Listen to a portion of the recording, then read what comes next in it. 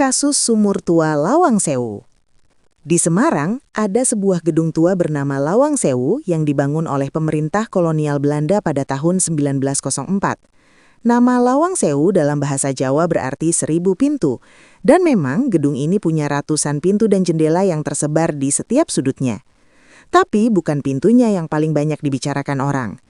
Di bagian bawah gedung terdapat ruang bawah tanah yang dulunya digunakan sebagai penjara dan tempat penyiksaan semasa pendudukan Jepang.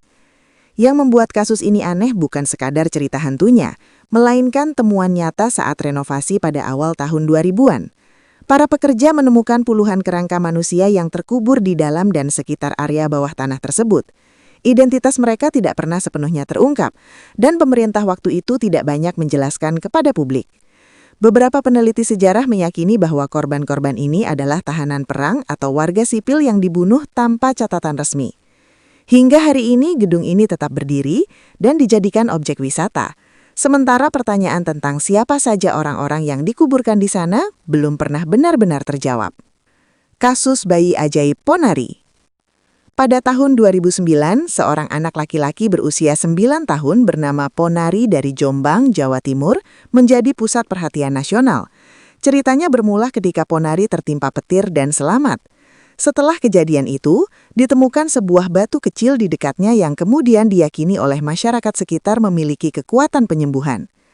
Kabar ini menyebar dengan cepat dan dalam hitungan minggu, ribuan orang dari berbagai penjuru Indonesia datang berbondong-bondong ke rumah Ponari hanya untuk mencelupkan batu tersebut ke dalam air minum mereka. Antrean bisa mencapai puluhan ribu orang dalam sehari. Yang lebih mengejutkan, beberapa orang pingsan bahkan meninggal dunia di lokasi akibat berdesakan dan kelelahan saat menunggu giliran. Pemerintah setempat sempat menutup praktik ini beberapa kali karena alasan keselamatan, namun masa terus kembali datang. Para dokter dan ilmuwan tidak menemukan bukti medis apapun yang mendukung klaim penyembuhan tersebut. Tapi kepercayaan masyarakat terhadap Ponari tetap bertahan selama bertahun-tahun setelah kejadian ini mereda. Kasus pembantaian misterius di Banyuwangi 1998. Tahun 1998 adalah salah satu tahun paling kacau dalam sejarah Indonesia, ditandai dengan kejatuhan Orde Baru. Di tengah kekacauan itu, sebuah peristiwa gelap terjadi di Banyuwangi, Jawa Timur. Dalam rentang waktu beberapa bulan, puluhan orang yang dituduh sebagai dukun santet dibunuh oleh massa. Korbannya bisa siapa saja, mulai dari tokoh agama, orang tua yang hidup menyendiri, hingga warga biasa yang dianggap mencurigakan oleh tetangganya. Cara pembunuhannya sangat brutal dan dilakukan secara terang-terangan. Yang membuat kasus ini sangat aneh adalah tidak adanya provokator yang jelas. Tidak ada satupun dalang yang berhasil ditangkap dan diadili secara tuntas. Beberapa teori berkembang. Ada yang menyebut ini adalah operasi terencana untuk menimbulkan kekacauan sosial di masa transisi politik. Ada pula yang meyakini ini murni histeria massa yang sudah lama menumpuk. Total korban diperkirakan lebih dari 100 orang, dan sampai sekarang kebenaran di balik peristiwa ini masih menjadi salah satu misteri kelam yang belum pernah diselesaikan secara hukum. Kasus kerajaan fiktif Agung Sejagat. Pada Januari 2020, seorang pria bernama Toto Santoso mendeklarasikan berdirinya sebuah kerajaan baru bernama Keraton Agung Sejagat di Purworejo, Jawa Tengah. Ia mengklaim bahwa kerajaannya adalah penerus sah kerajaan Majapahit dan bahwa perjanjian internasional yang ditandatangani 500 tahun lalu telah memberinya hak untuk memerintah dunia. Ia tampil lengkap dengan pakaian kebesaran ala kerajaan kuno, dikelilingi oleh ratusan pengikutnya yang percaya sepenuhnya. Banyak pengikutnya bahkan membayar sejumlah uang untuk mendapatkan jabatan atau gelar dalam struktur kerajaan fiktif ini. Polisi akhirnya menangkap Toto dan istrinya yang berperan sebagai ratu. Dalam penyelidikan, terungkap bahwa ini adalah penipuan berkedok kepercayaan budaya. Yang membuat kasus ini terasa aneh bukan hanya tindakan Toto, melainkan betapa banyak orang dewasa yang berpendidikan dengan sukarela masuk ke dalam sistem yang jelas-jelas tidak memiliki dasar hukum apapun. Kasus serupa kemudian muncul di tempat lain tidak lama setelahnya, menunjukkan bahwa fenomena ini bukan sekadar kejadian tunggal. Kasus tsunami Selat Sunda 2018 yang datang tanpa peringatan. Pada malam 22 Desember 2018, sebuah tsunami menghantam kawasan pantai di sekitar Selat Sunda, menghantam Banten dan Lampung secara bersamaan. Lebih dari 400 orang meninggal dunia dan ribuan lainnya kehilangan tempat tinggal. Yang membuat peristiwa ini benar-benar luar biasa adalah tidak adanya gempa bumi sebelumnya yang biasanya menjadi tanda peringatan utama tsunami. Penyebabnya adalah longsor bawah laut yang dipicu oleh letusan Gunung Anak Krakatau. Sistem peringatan dini yang ada saat itu sama sekali tidak dirancang untuk mendeteksi jenis tsunami seperti ini. Malam itu sebuah band tengah bertampil di atas panggang di tepi pantai untuk sebuah acara perusahaan, ketika gelombang datang menerjang.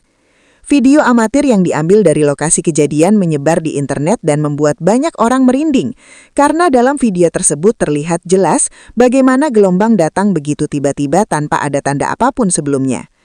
Kejadian ini kemudian mendorong pemerintah untuk mengevaluasi ulang sistem deteksi bencana yang selama ini diandalkan. Kasus mayat berjalan Toraja. Di daerah pegunungan Tanah Toraja, Sulawesi Selatan, ada sebuah tradisi yang sudah berlangsung ratusan tahun dan sulit dipercaya oleh banyak orang yang baru pertama mendengarnya. Dalam ritual yang disebut Mak Nene, keluarga akan menggali kembali makam leluhur mereka, membersihkan dan mengganti pakaian jenazah, lalu berjalan-jalan bersama mereka melewati desa. Tapi ada kisah yang lebih ekstrim dari sekadar ritual ini. Dalam kepercayaan setempat, ada yang disebut sebagai mayat berjalan atau tomakula, yaitu orang yang sudah meninggal namun konon bisa berjalan sendiri pulang ke rumah sebelum dikuburkan, dipandu oleh dukun. Beberapa warga lokal bersaksi pernah menyaksikan hal ini dengan mata kepala sendiri, dan cerita-cerita ini sudah ada jauh sebelum media modern masuk ke Toraja. Antropolog yang meneliti tradisi ini tidak memberikan penjelasan tunggal yang memuaskan semua pihak. Sebagian melihatnya sebagai bagian dari konstruksi budaya yang sangat kuat, sementara yang lain masih mencatat bahwa kesaksian-kesaksian tersebut datang dari orang-orang yang tidak memiliki kepentingan untuk berbohong. Kasus pulau terluar yang tiba-tiba menghilang. Indonesia memiliki lebih dari 17.000 pulau dan tidak semuanya tercatat dengan baik. Tapi yang terjadi dengan Pulau Sipadan sempat menimbulkan ketegangan diplomatik yang nyata dengan Malaysia, bukan karena pulau itu menghilang, melainkan karena Indonesia kehilangan klaimnya. Mahkamah Internasional pada 2002 memutuskan bahwa Sipadan dan Ligitan, dua pulau kecil di Laut Sulawesi, menjadi milik Malaysia karena Malaysia terbukti lebih aktif mengelola dan membangun di sana, sementara Indonesia tidak. Ini adalah salah satu momen paling mengejutkan dalam sejarah perbatasan Indonesia modern. Yang membuat kasus ini terasa benar-benar aneh adalah kenyataan bahwa sebuah negara bisa kehilangan wilayahnya bukan karena perang atau penjajahan, melainkan karena lalai. Setelah kasus ini, Indonesia melakukan audit besar-besaran terhadap pulau-pulau terluar dan menemukan bahwa ratusan pulau kecil belum memiliki nama resmi, belum dipetakan secara akurat, dan tidak ada satupun warga negara Indonesia yang tinggal di sana untuk menjaga kehadirannya. Kasus gempa Yogyakarta dan ramalan Mbah Marijan. Pada 27 Mei 2006, gempa bumi berkekuatan 5,9 magnitudo mengguncang Yogyakarta dan sekitarnya. Lebih dari 5.000 orang meninggal dunia dalam waktu kurang dari 1 menit.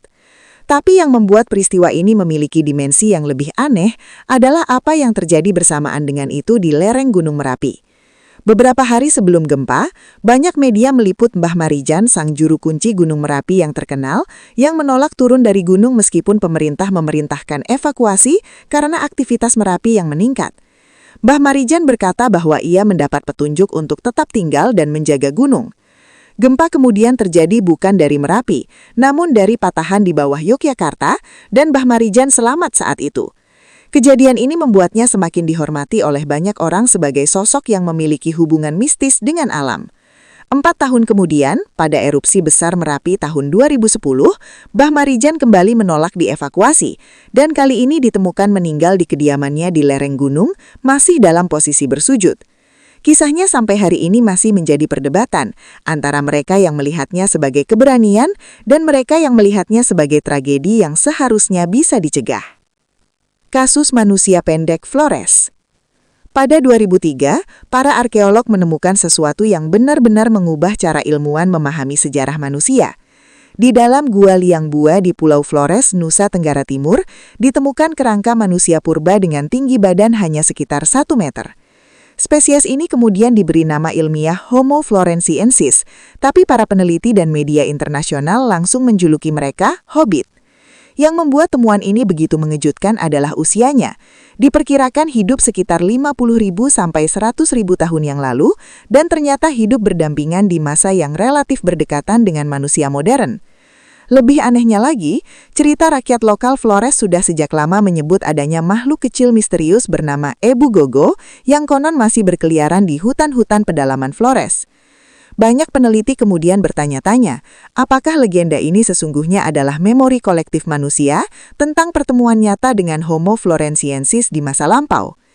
Sampai hari ini, temuan Flores tetap menjadi salah satu penemuan arkeologi paling mengejutkan di dunia, dan debat ilmiah tentang spesies ini belum sepenuhnya selesai. Kasus pesawat Adam Air yang hilang. Pada 1 Januari 2007, pesawat Adam Air dengan nomor penerbangan KI574 lepas landas dari Surabaya menuju Manado dan tidak pernah sampai. Pesawat itu membawa 102 penumpang dan awak. Selama berhari-hari, pencarian dilakukan di seluruh perairan Indonesia, namun tidak ada yang ditemukan. Barulah setelah berminggu-minggu, serpihan kecil dan beberapa jenazah ditemukan mengapung di Selat Makassar. Kotak hitam pesawat akhirnya berhasil ditemukan di dasar laut dengan kedalaman lebih dari 2.000 meter. Hasil investigasi mengungkapkan bahwa awak pesawat terlalu fokus memperbaiki masalah pada sistem navigasi hingga tidak menyadari pesawat mereka sedang masuk ke dalam kondisi terbang yang berbahaya. Tapi yang membuat kasus ini tetap terasa aneh adalah kondisi puing-puing yang sangat sedikit dan tersebar jauh, menimbulkan berbagai spekulasi publik yang berlangsung lama. Maskapai Adam Air sendiri akhirnya dicabut izin operasinya pada tahun 2008 setelah serangkaian insiden keselamatan lainnya, meninggalkan banyak pertanyaan tentang bagaimana maskapai itu bisa beroperasi selama itu tanpa pengawasan yang memadai.